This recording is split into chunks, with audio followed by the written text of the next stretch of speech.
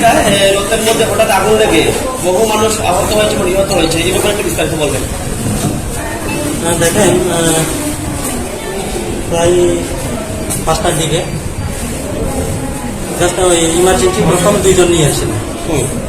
Electric burn patient, আপার Lim lower Lim প্রথম burning নিয়ে আসছিল। আমি ভাবছিলাম ছোটোখাটো মেজর না, তারপরে এটি ম্যানেজ করতে করতে হঠাৎ করে সাডেনলি অনেকজন, মানে প্রায় 10-12 জনের মতো আসছে।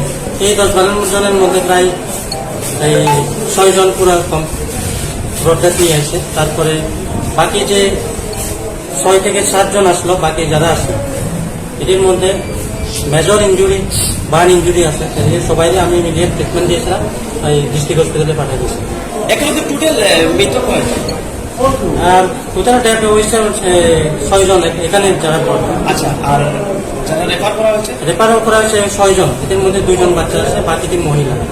আচ্ছা, যারা মারা গেছে তার মধ্যেও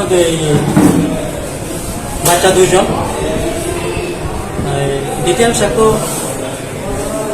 দেখেছেন দিতে হবে। আপনার পরিচয়? আমার নাম সঞ্জিত চাকমা, এখানে মেডিকেল কুমারঘাট মহকুমা। ধন্যবাদ।